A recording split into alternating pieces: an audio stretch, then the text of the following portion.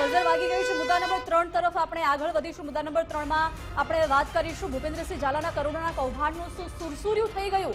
સવાલ એટલા માટે કેમ કે આજે 6 સામે ચાર્જશીટ દાખલ કરવામાં આવી છે। લગભગ 23,000થી વધુ પાનાની ચાર્જશીટ આજે દાખલ થઈ, જે ગ્રામ્ય કોર્ટમાં, ગ્રામ્ય સેશન્સ કોર્ટમાં ચાર્જશીટ દાખલ થઈ છે અને 178 કરોડ રૂપિયાના કૌભાંડનો આ ચાર્જશીટમાં ઉલ્લેખ કરવામાં આવ્યો હતો। જો કે ભૂપેન્દ્રસિંહ ઝાલાએ લોકો પાસેથી 422 કરોડ રૂપિયા પડાવ્યા હતા। હવે 6,686 રોકાણકારોને ભૂપેન્દ્રસિંહ ઝાલાએ હજુ સુધી પૈસા નથી ચૂકવ્યા। માત્ર 1.71 કરોડ જ આપવાના બાકી હોવાનો પણ ચાર્જશીટમાં ઉલ્લેખ કરવામાં આવ્યો છે। એટલે વિકાસ, સવાલો અનેક છે કે કરોડો રૂપિયા ફસાયા હતા લોકોના, પરંતુ હવે શું લાગી રહ્યું છે કેમ કે જે પ્રકારે ચાર્જશીટમાં અલગ અલગ બાબતોનો ઉલ્લેખ કરવામાં આવ્યો છે એટલે તમામ લોકોના જે પૈસા છે પરત મળશે ખરા? બિલકુલ, જ્યારે ભૂપેન્દ્રસિંહ ઝાલાનું આખું જે પ્રકરણ સામે આવ્યું હતું ત્યારે કહેવામાં આવતું હતું 6,000 કરોડનું આખું આ કૌભાંડ છે અને જે તે સમયે રાજકુમાર પાંડેનના પણ શબ્દો હતા કે હજારો કરોડોનું આ કૌભાંડ હોઈ શકે છે।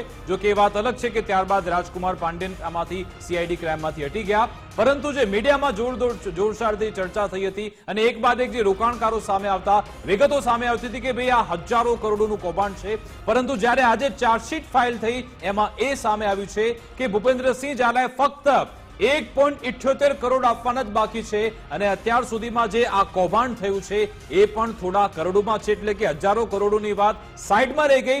સાથે સાથે જે વાત કરવામાં આવતી હતી કે ભાઈ આમાં અનેક એવા મોટા નેતાઓ છે, કોઈ ફિલ્મ સ્ટાર છે, કોઈ સ્પોર્ટ્સ સ્ટાર છે, એમને પણ પૈસા રોક્યા છે, એમનું શું થયું કશું જ ખબર નથી। એ હજારો કરોડોની વાત હવે સાઈડમાં રહી ગઈ છે, હવે ફક્ત થોડા કરોડોની વાત થઈ રહી છે। એટલે કે શું આમાં કંઈ ભીનું સંકેલવામાં આવ્યું છે, શું આમાં કંઈક અલગ બતાવવામાં આવ્યું છે, અથવા તો જે તે સમયે મીડિયામાં ચર્ચા થતી હતી, જે તે વિગતો રાજકુમાર પાંડેને આપી હતી એ હવે શું એનાથી વિપરીત આખો કેસ થઈ ગયો છે? ઘણા બધા સવાલ છે। આપણે અમારા સહયોગી બંકિમ ન્યૂઝરૂમથી જોડાઈ ગયા છે, તેમની સાથે વાત કરીએ।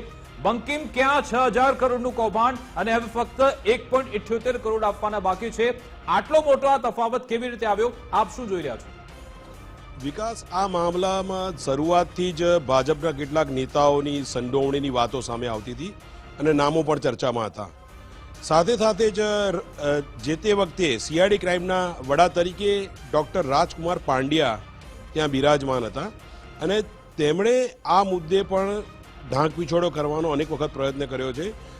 અમદાવાદના એક અખબારે એક સમાચાર બ્રેક કર્યા હતા કે બીઝેડ કૌભાંડમાં શુભમન ગિલ, રાહુલ તેવટિયા, મોહિત શર્મા, સાઈ સુંદર સહિતના 5 જેટલા ક્રિકેટરોએ નાણાંનું રોકાણ કર્યું છે અને વ્હાઇટની એન્ટ્રીથી, અને વ્હાઇટની એન્ટ્રી એટલે કે બેંક દ્વારા ચૂકવેલા રૂપિયાની એન્ટ્રી એ તપાસમાં મળી આવી હતી, પરંતુ આજે જે ચાર્જશીટ રજૂ કરવામાં આવી છે એમાંથી આ તમામ નામો ગાયબ છે। કોઈનું નથી નિવેદન લેવાયું કે નથી પૂછપરછ કરવામાં આવી।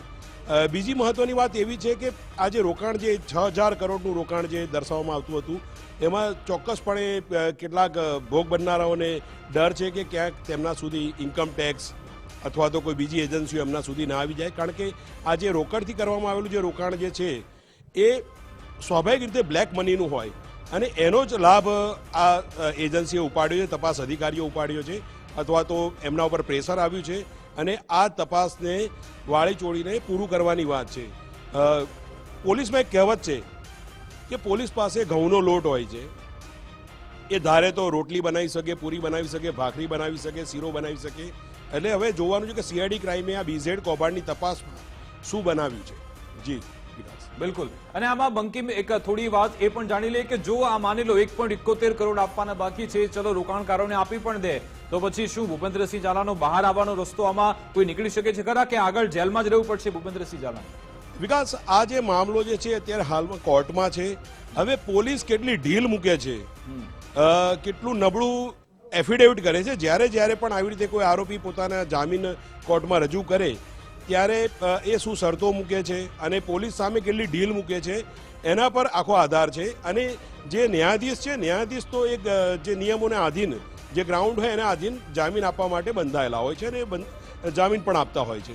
એટલે હવે જામીન આપશે કે કેમ એ આગામી દિવસોમાં જે પોલીસ એફિડેવિટ કરે છે, કોઈ વિરોધ કરે છે અથવા સરકારી વકીલ કેટલો વિરોધ કરે છે એને આધીન છે। પરંતુ હાલમાં જે રીતે ચાર્જશીટને જોતા લાગે છે કે નજીકના દિવસોમાં કદાચ બીઝેડ કૌભાંડના મોટા કૌભાંડી ભૂપેન્દ્રસિંહ ઝાલા બહાર આવી જાય।